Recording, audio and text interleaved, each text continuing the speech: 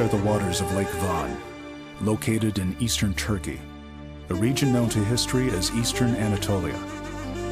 For 26 years, this area suffered the rampaging violence of a civil war and a world war that claimed the lives of nearly 2 million people.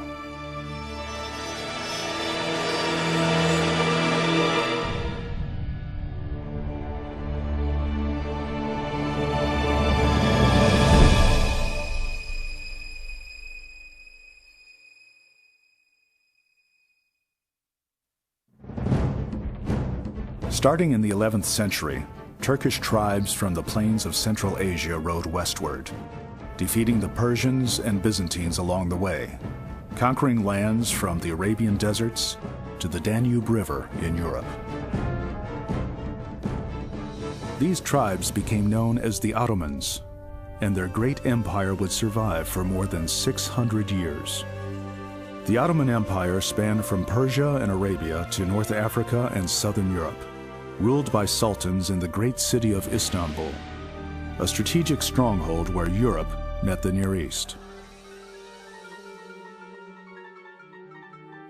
Although most of its subjects were Muslim, the Ottoman government guaranteed complete religious freedom for its Christian and Jewish minorities.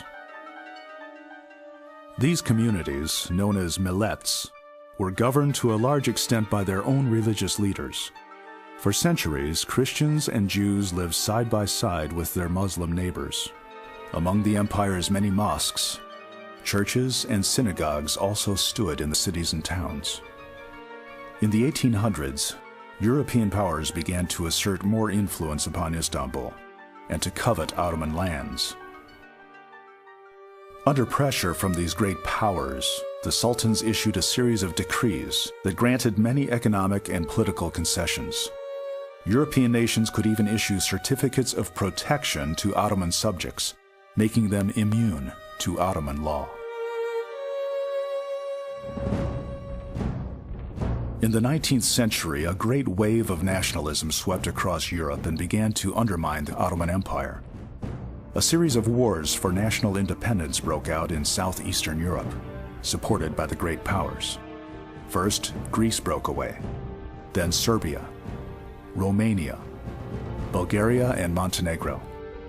By the start of the 20th century, the Ottoman Empire had lost most of its lands in Europe and North Africa. Great Britain, France, and Russia, driven by their imperialist greed, drove a wedge between the Ottoman Empire's Muslim rulers and their Christian minorities. Western attention soon focused on the Armenians, a Christian people, as a useful ally. In ancient times, Armenians once ruled their own kingdom in Asia Minor. Over the next 2,000 years, they spread out across Anatolia and the Caucasus, a distinct minority that contributed much to Ottoman culture and society. It's nonsense to think of the Armenians as an oppressed minority in the Ottoman Empire. They got on very, very well indeed. They had ambassadors, foreign ministers, they ran the banks. The Armenians were known as the most loyal of the Christian communities, the millets. It was a famous phrase. And they were regarded with a certain amount of hatred even by the Greeks, who thought that they were far too close to the Ottomans. The empire's greatest enemy was Russia, which fought 3 wars against the Ottomans in the 1800s, capturing land and killing or driving out the Muslim population. On July 13, 1878, the Treaty of Berlin brought peace between Russia and the Ottomans. It also addressed for the first time Europe's concern for the Christian Armenians. From that point on, Russia, France, and Great Britain made the Armenian issue their special concern.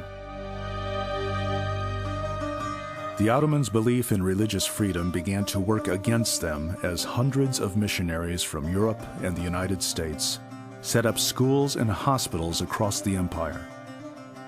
They focused their attention on the Armenians. The missionaries brought with them some wonderful ideas about knowledge, about hygiene, about social organization, but they also contributed to the splintering of the empire. They contributed to a loss of loyalty by the religious groups toward the Central Ottoman government. Many Armenians left the empire and went to schools in Europe and Russia. They caught the fire of socialist revolution and its philosophy that the ends justified the means. In 1887, Armenian expatriates formed the Hinchak Party in Geneva, Switzerland. 3 years later, the Tashnak Party was born. Both parties believed that Armenians should fight for their homeland through violent revolution against the Ottoman government. Beginning in the 1890s, we see the emergence of Armenian terrorist groups, such as Hinchak and Tashnak. In today's terminology, just like Al-Qaeda is called a terrorist organization, Armenians had formed a terror organization as well, which committed assassinations and attacks on various places.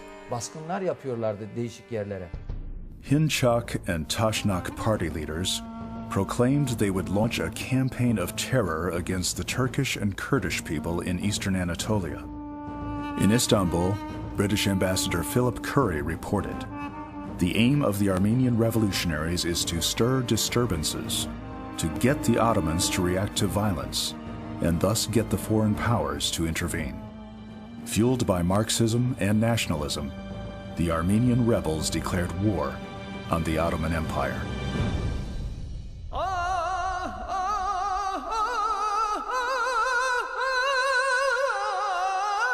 In December 1893, Dr. Cyrus Hamlin, a Boston educator, reported that an Armenian revolutionary told him the following: "We will kill Turks and Kurds, set fire to villages.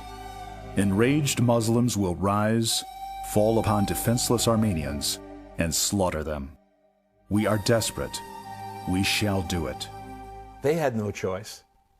And consequently, they had better attack the Muslims because the Muslims were attacking them. And this conflict became inevitable. There were no more neutral parties.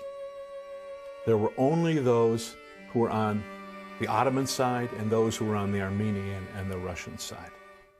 Starting in 1894, Armenian revolts broke out in several cities across eastern Anatolia, including Trabzon, Sivas, Erzurum, Bitlis, and Van. The incident was always created by the Armenians. And these were bloody incidents. They would go and massacre a group of Muslims, and upon this provocation, the government, or even perhaps the local population, would go and repress them and massacre a group of Armenians in return. The important thing for Europe, of course, was that the Armenians were being massacred. A massacre of Muslims was not very important in their eyes. They had this attitude. Ottoman authorities did retaliate, attacking and killing many Armenians. While the Western press portrayed the Turks as ruthless killers, little was said about the Armenian revolutionaries and the helpless Muslims they slaughtered. They wanted to get the independence of the Armenian people by using force. That was wrong, because after living side by side for centuries, Turks were deeply hurt because of these terrorist activities. These Marxist rebels forced many peaceful Armenians into supporting their cause. Those who didn't became targets themselves. The Russian diplomat, General Maevsky, wrote, "The unarmed Armenian villagers were forced to help the armed rebels at the cost of their blood." Akdamar Island, surrounded by Lake Van, was a major base of operations for the Armenian revolutionaries. From this Armenian church, they masterminded attacks against Muslim villages, provoking them to retaliate. The rebels attacked policemen and other local officials. Their favorite targets were Kurdish villages. Armenians and Kurds had a long history of squabbling over land. This bad blood exploded into violent massacres. The Armenian revolutionaries, sometimes using them, but mainly using their own men from Russia, came in and began to attack Kurdish tribes. Now, why in the world would, say, 30 people attack a large Kurdish tribe? The reason is to spark reprisals.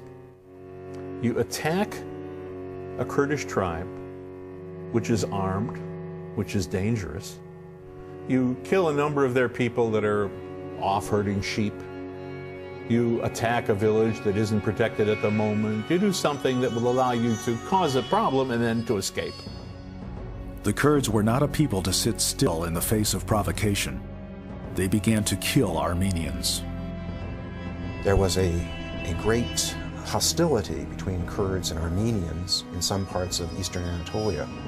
And when the Kurds were brought into the Ottoman Empire, the military forces of the Ottoman Empire, this created a situation where there was a lot of tension between Kurds and Armenians in eastern Anatolia, which could be used by the central government sometimes for their own purposes, the purposes of the Central Ottoman State, and on other occasions it got out of hand.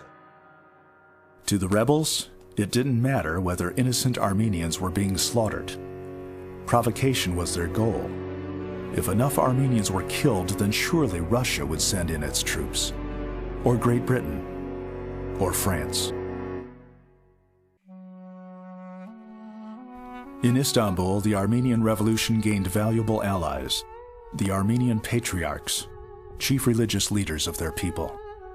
They supported the fight for an Armenian homeland. It was in their best interest to do so. And the patriarch went on, if you try to set up some kind of national unit, then there will be a horrible backlash from the Turks. So you mustn't do it. Just wait, and nobody will come in to save you, especially not the Russians. They don't like us. Now, what is the nationalists' response to their patriarch? They shoot him. The ends continued to justify the means, as Armenians took their fight to Istanbul.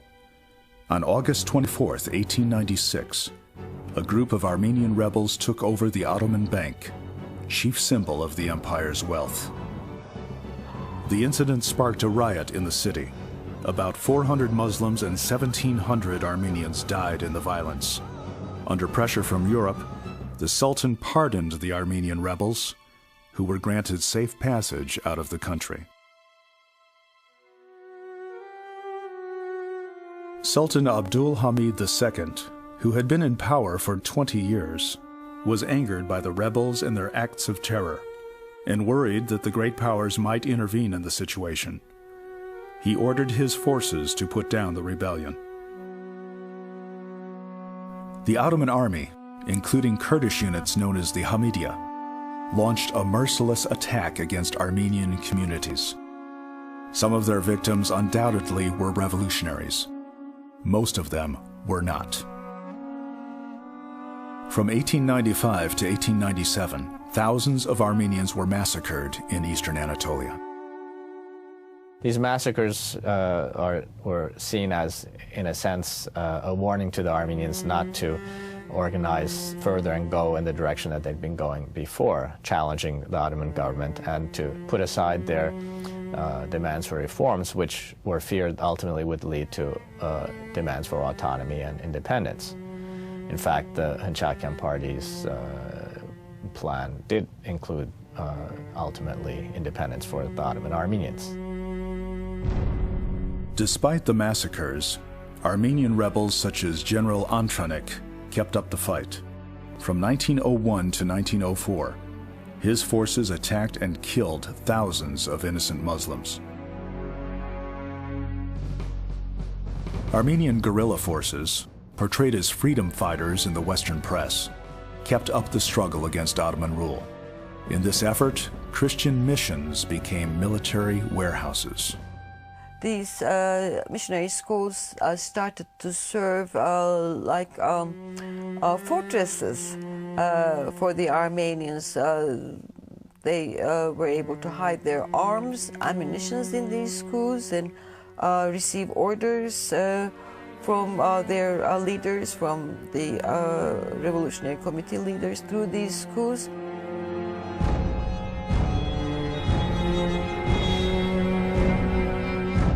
As the great powers moved closer to war, Armenian revolutionaries changed their strategy.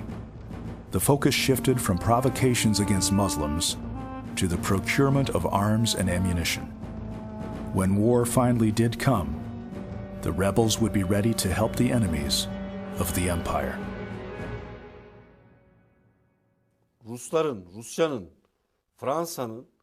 One will find a lot of information and documents on the role of Russia, Great Britain, and France in Armenian rebellions in Anatolia. Their role in organizing and arming Armenian revolutionary bands, forming brigades of Armenian volunteer fighters who they let fight against the Ottoman army.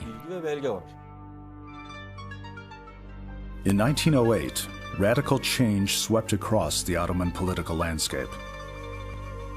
On July 23rd, the Sultan was forced from power by the Committee of Union and Progress, a coalition of reform-minded politicians and military leaders.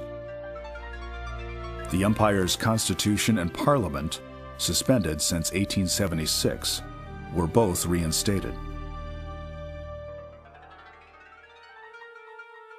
Once again, Ottoman citizens could participate in elections governed by a constitutional monarchy. The parliament passed legislation for political, social, and economic reforms. Even the Armenian Tashnak party agreed to cooperate with the new government in Istanbul. Perhaps political autonomy could be achieved without the use of terror. But reform movements were set aside in Istanbul when the Balkan Wars broke out in October of 1912. Greece, Serbia, and Bulgaria marched against the Ottoman Empire, invading its territories in Europe. Thousands of Muslims were killed or driven out of southeastern Europe as the Balkan armies advanced. A great mass of refugees from the theater of war flowed into the empire. In a horrific prelude to World War I, the Balkans were torn apart by combat, famine, and massacre.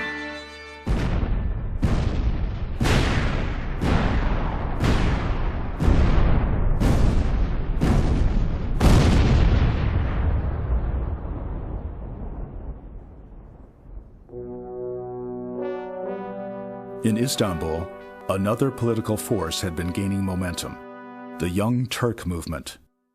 It supported the empire's military leaders, and the Ottoman government became a dictatorship in early 1913, led by a triumvirate of men. Minister of War, Enver Pasha. Minister of Interior, Talat Pasha. And Minister of the Navy, Cemal Pasha. Under their rule, social and political reform continued, even as the empire drew closer to its own demise. The head of the Armenian national delegation, Bogos Nubar, still managed to negotiate some reforms for the Armenian people. But these promises were shattered by the outbreak of World War I. In August 1914, the war that Europe had been waiting for finally arrived. Great Britain, France, and Russia lined up against Germany, Bulgaria, and the Austro-Hungarian Empire. Istanbul mobilized its army and waited. Kaiser Wilhelm II of Germany had offered military assistance to Enver Pasha and the Ottoman army. Guns, ammunition, and equipment. He also sent German officers to train the empire's soldiers. After war broke out on the continent, the Ottoman army reported increased activity by Armenian rebels. From Paris, the Hinchak party proclaimed the entire Armenian nation, waving the sword of revolution in their hands, would enter the World War. The First World War broke out in Europe in August 1914. At the time, there was no reason to suppose that the Ottoman Empire would be a part of it, or that the Middle East would be involved in it. It was a European affair and not a Middle Eastern one. But as a sort of accident, the Ottoman Empire did come into the war. And though I say an accident, in a sense it was not an accident, because it was the work of a very talented conspirator and plotter, Enver Pasha, the Minister of War in the Young Turk government of the Ottoman Empire. Enver Pasha found a way to get into the war. On October 29, 1914, Ottoman warships bombarded several Russian cities on the Black Sea coast. Enver soon devised a plan to attack Russian forces in the Caucasus region. It was a fatal mistake in judgment. In December 1914, the Third Ottoman Army, 95,000 men, began to advance against the Russians. In the mountains of eastern Anatolia and the Caucasus, winters were harsh. Deep snow, freezing temperatures, and rugged landscape. The Ottoman troops, poorly equipped for a winter campaign, followed their orders and marched into a great disaster.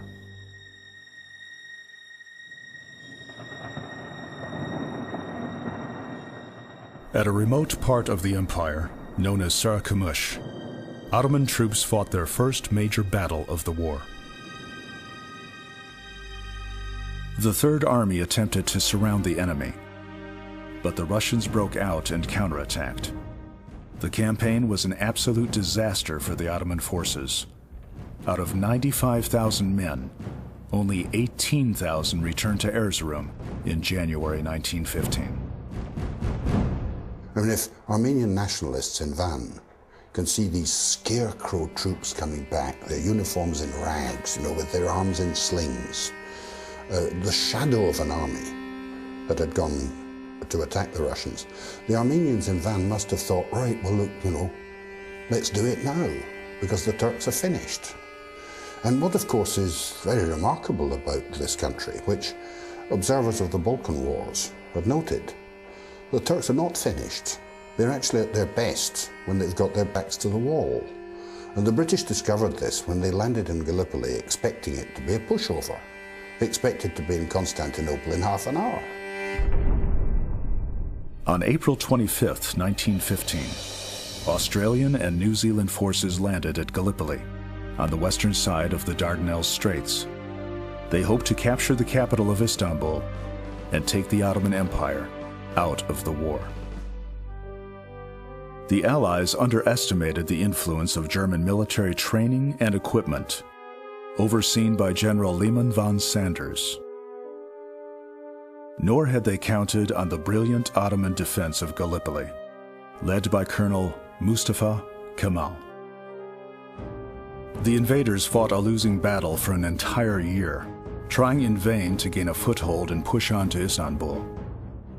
More than 250,000 Allied troops were killed, wounded, or died from disease.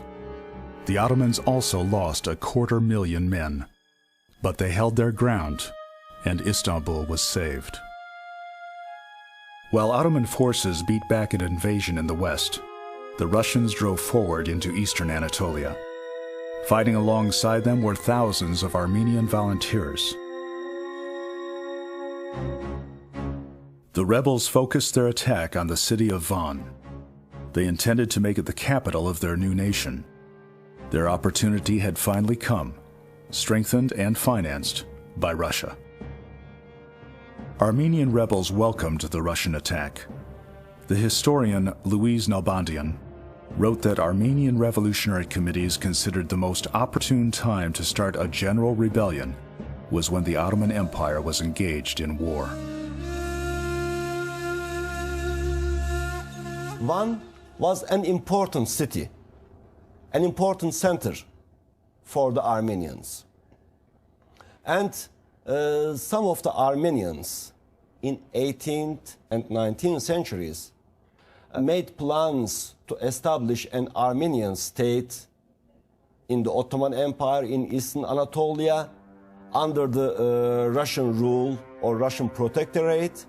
and Van was going to be center of that state.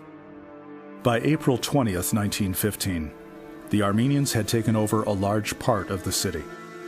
A small force of Ottoman soldiers and policemen, led by Governor Cevdet Bey, fought a hopeless delaying action. The battle raged on for nearly a month. Finally, the Ottoman forces withdrew on May 17th. Van fell to the Armenians.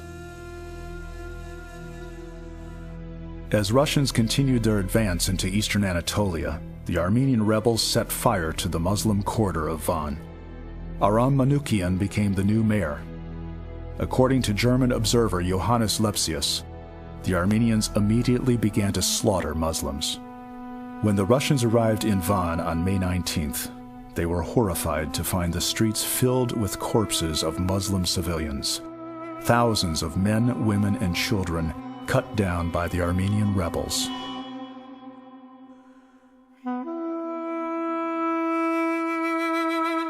With the exception of 2 mosques, the entire Muslim part of the city had been utterly destroyed.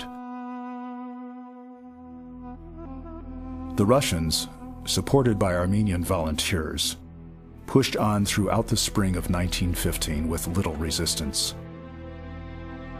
The Ottoman troops were in full retreat from the Russians and could not protect the civilian population from Armenian attacks. The local Armenians rise, and they carried out a massacre of the local Muslims. The 5 volunteer Armenian regiments had gone over the border and started massacring all the Muslims in sight. And the idea is the straightforward one of ethnic cleansing. You know, if you terrify people, you wipe out villages, then everybody will panic for miles around and run away. This is the theory behind it.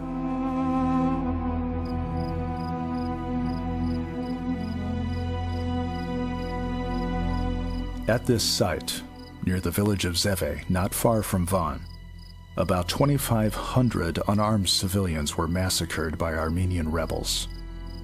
They were driven into this natural bowl area and cut down with rifles and machine guns.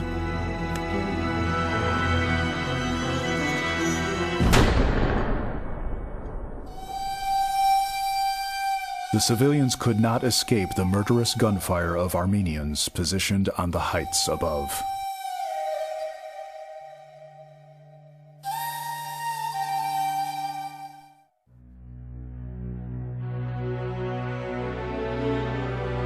With rebels in open revolt across eastern Anatolia, the Ottoman government decided to relocate about 1/3 of the Armenian population to areas outside the war zone. Istanbul made it clear that the lives and property of Armenian civilians were to be protected, and that the action was being taken to contain the rebel movement. But the Ottoman army was also ordered to crush without mercy every attack and all resistance. Along their routes of departure, Armenians fell victim to starvation, disease, and massacre by Kurdish tribes and other renegade elements. Yet most of them survived. According to the Armenian political leader, Bogos Nubar, out of 500,000 Armenians who left their homes, about 390,000 arrived safely at their destinations. By the summer of 1915, Ottoman forces had regrouped and began to counterattack. In 1915, the Russians came in, they took over Van, they took over many other areas, but they were relatively quickly held and then defeated by the Ottomans. They were forced to withdraw. And when they withdraw, the entire Armenian community of all the provinces where the Russians had arrived withdrew with them. They felt that they would be attacked by the Muslims, the survivors, that they would be attacked because they had attacked the Muslims, and so they ran. And when they ran to the Russian Empire, ran along with the Russian troops, they suffered horribly. They suffered starvation like the others, they suffered disease, or in other words, they suffered exactly what the Muslims had suffered just before them. As Russian troops withdrew eastward, Ottoman soldiers and Muslim refugees attacked or killed nearly any Armenian who remained in eastern Anatolia. The Hinchaks and Tashnaks had gotten their morbid wish. Innocent lives were being sacrificed for their cause. Countless atrocities were committed during these times. These defenseless civilians merely wanted to survive, but foreign invasion and violent revolution put an end to their lives. Many must have died without ever understanding exactly why they were being killed. The political struggle of Armenian revolutionaries had turned into an unimaginable bloodbath. Yet far more Muslims and Armenians died of other causes. They had no food and starved to death. They had no shelter and froze to death. They had no medicine and died of disease. Many Armenian and other scholars regard the events of 1915 as an act of genocide committed by the Ottoman government. And the populace that was left was deported through various routes. These deportations were really a way of actually killing a large number of people without actually having, I guess, to use guns or other weapons, because they were designed through routes that would, on the one hand, be very tiring for the people walking them, because they had to walk for the most part after initial stage on donkey or horseback. And they were brought to areas ultimately in Syria and Mesopotamia, which were very inhospitable. Sometimes also nomadic tribes, Kurdish, Circassian, others, depending on the area, would participate in these attacks. They were a good opportunity for plunder, because the Armenians oftentimes had brought money or some of their belongings with them. A lot of the population thus, along the path of these deportations, was thus decimated. However, many experts in Ottoman history disagree that Armenians were the victims of genocide during World War I. To think that the Ottomans would suddenly become mass murderers after all that time is ridiculous. What the Ottomans were doing was they were reacting to a dangerous political and military situation. But they surely did not become bloodthirsty, genocidal monsters. And they didn't act like that. And the proof is that the majority of the Armenians who were deported survived. It has been claimed that the Armenians were not necessarily killed by Ottoman bullets, but by the starvation and the disease that was visited upon them, supposedly deliberately. Starvation and disease wasn't something that just came to the Armenians. Starvation, disease happened to the Turks, to the Kurds, and the Armenians. And it happened so uniformly that the percentages of death among all the groups were pretty much the same. Grand Duke Nicholas, uncle of the Russian Tsar Nicholas II, took command of Russian forces in the Caucasus on September 24, 1915. From his headquarters in the city of Kars, Nicholas and his generals regrouped and launched another offensive in January 1916. Throughout that winter and spring, Russian troops drove into Erzurum, Van, Bitlis, Trabzon, and other cities in eastern Anatolia.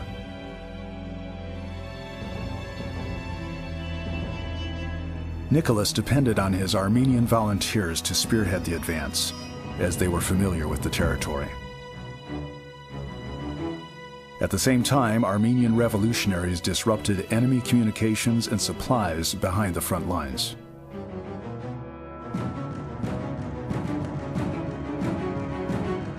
After a 3-day battle, the Russians and Armenians took the city of Erzurum, west of Lake Van, in February 1916.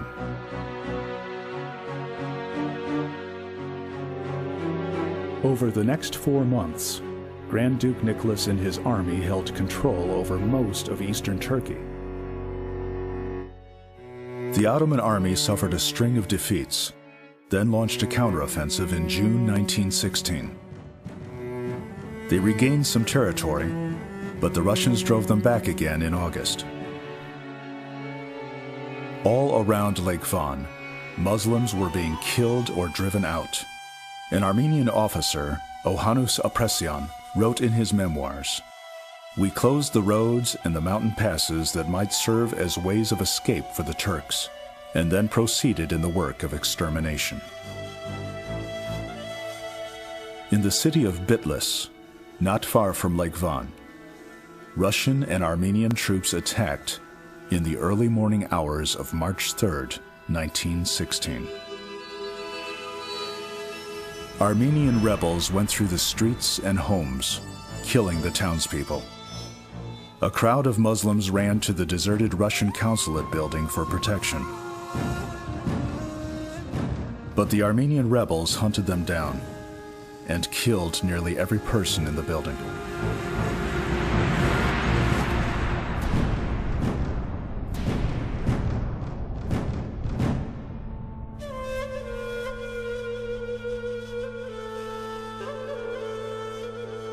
The Armenians themselves oftentimes are accused by the Ottomans of actually killing or massacring Muslim population.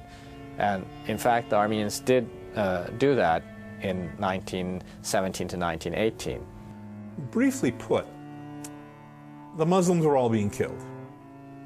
In cities like Mamahatun, Erzincan, Erzurum, all the way into that area, Muslims were being killed in all the major cities in whatever countryside they could.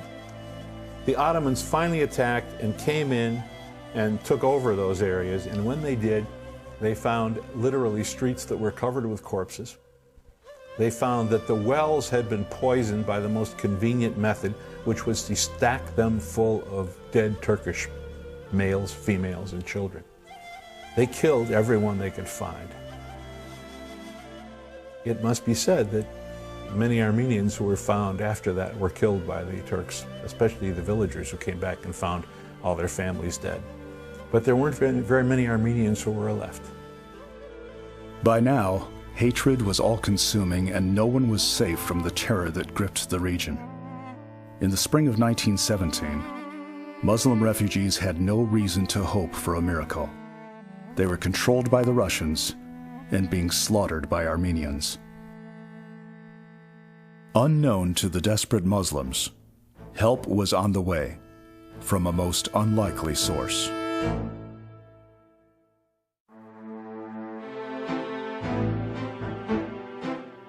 In Russia, socialist revolution broke out in March 1917.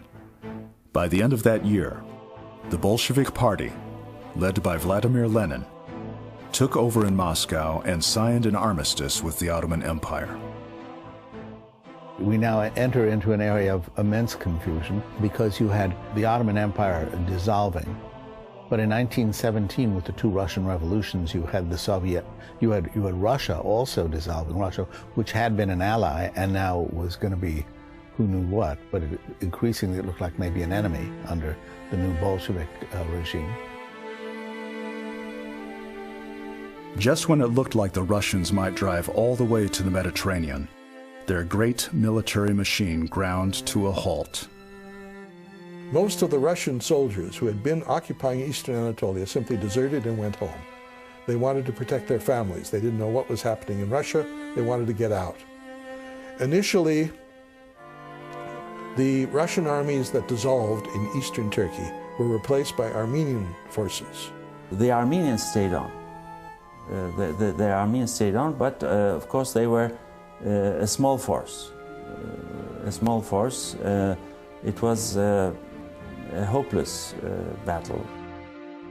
Although the Armenians were now on their own, they kept control over a large part of eastern Anatolia and continued their fight for a new Armenian homeland. The revolt went on. The killing went on.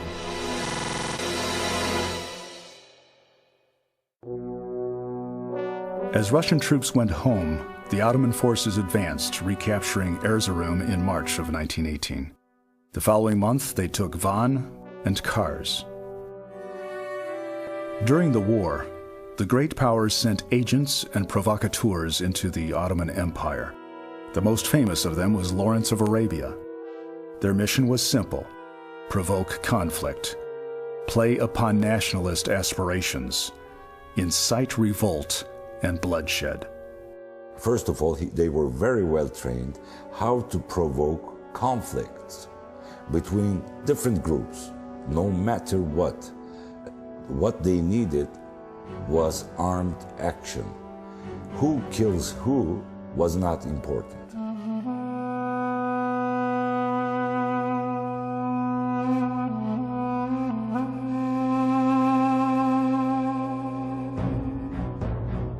While the Ottomans drove the Armenians back in the east, the war was being lost to the British in Palestine, Syria, and Iraq.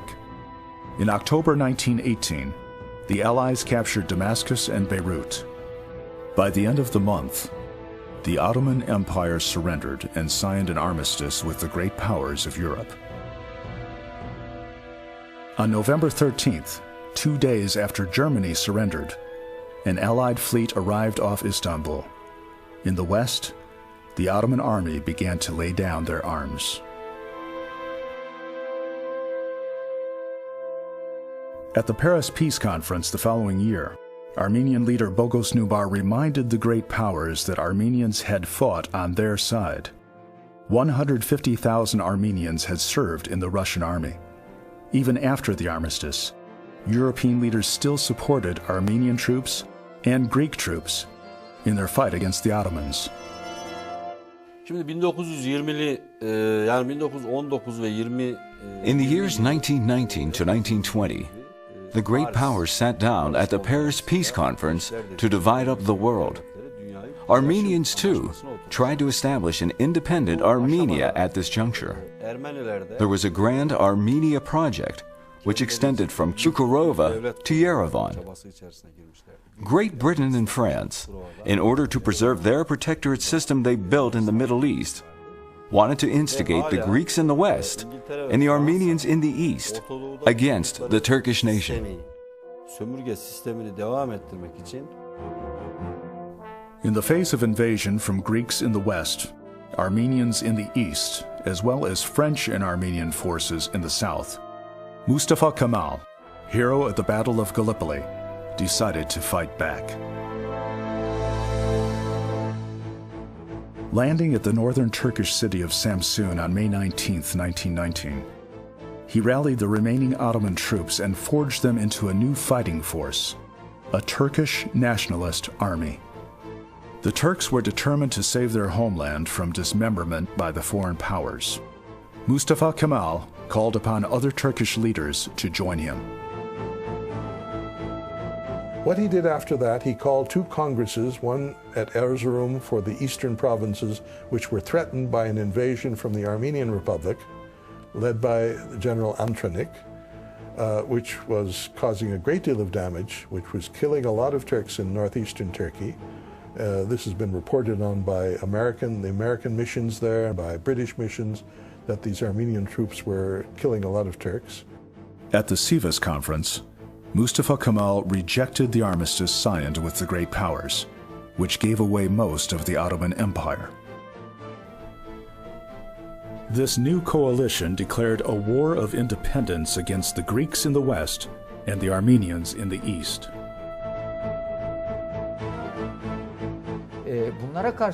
After 1918, Armenian bands, terror organizations, and Armenian soldiers fighting in the Russian army committed large-scale massacres in the regions occupied by the Russians. As the Russians began to retreat, in the Igdir region alone, they committed massacres in 21 villages. Besides the invading Greeks in the West and Armenians in the East, Mustafa Kemal had to deal with a third front in the South, where Armenians continued their slaughter with the help of France. Landing in the Mediterranean in late 1918, the French used Armenian rebels in capturing the city of Adana. There they pushed northward. An Armenian legion had been formed, and it immediately began to attack the Muslim population. The French have a very important role in the clashes between the Turks and Armenians in southeastern Turkey, the Cukurova and Cilicia regions. Thousands of Armenian volunteer fighters wearing French uniforms fought against Turks. French archival documents verify this, not only ours. The French promised their Armenian forces that Adana and the surrounding region, known as Cilicia, would become part of a great Armenian nation. But their plans backfired.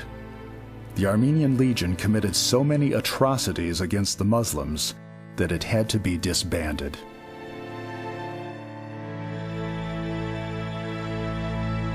The dream of an independent Armenian state in Cilicia was shattered by the advance of Kemalist forces. The French and Armenians had to withdraw, and the Turks reclaimed the region. But on the Armenian question, a very powerful man still stood in their way.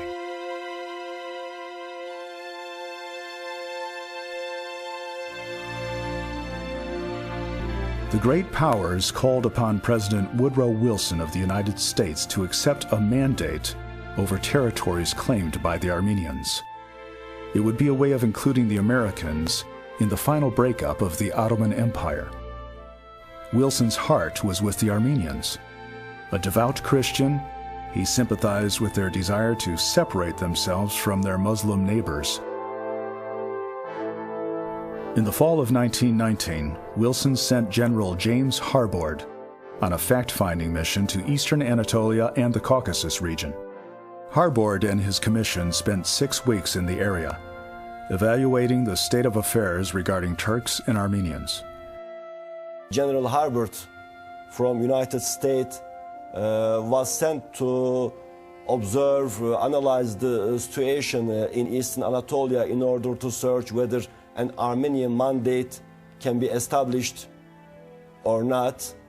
And in his report, he also stressed that Armenians were not majority in any part of eastern Anatolia, and that statement was an important factor not to take an Armenian mandate by the American government. During his mission, Harbord learned of the horrible massacres that had been committed and were still being committed. He also discovered that most of the victims were Muslim. The conclusion of the report was not really for or against the mandate. General Harbord wrote 12 reasons for and 12 reasons against why the United States should or could accept the mandate. And this was debated at the Congress, and the Congress, something like 57 to 26 votes, voted against the U.S. mandate in eastern Anatolia. General Harbord reported to his superiors that, while good reasons existed for an Armenian mandate, compelling reasons also existed for rejecting the idea. One reason stood out among all others. The Armenians did not even come close to being a majority in eastern Anatolia. The area was mostly populated by Muslim refugees who had suffered unspeakable horrors since the start of World War I. And the Armenians sent their army to invade other parts of the Caucasus and invade eastern Anatolia or eastern Turkey. They were met by the army led by Kazım Karabekir, part of the Turkish National Army that was led by him.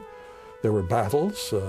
Kazım Karabekir defeated them, pushed them all the way back to Yerevan, and they forced the Armenian Republic to sign a separate peace agreement with the Ottomans at Kars. Armenian troops retreated toward the Yerevan province in the Caucasus, leaving Turkish soldiers to count the bodies of slaughtered Muslims, including 10,000 at Erzurum, 9,000 at Sarıkamış, 25,000 at Kars, and more than 70,000 at Nakhchivan. Our archives reveal that in Anatolia, after the end of World War I, a total of 529,000 Turks were massacred by Armenians. All these dead are accounted for by name and their village, so we can provide even the names of those killed. The Turkish army drove Armenian rebels back toward Yerevan, and a treaty was completed in the town of Gümrü on December 3, 1920. The tragic cycle of attack and massacre was finally coming to an end.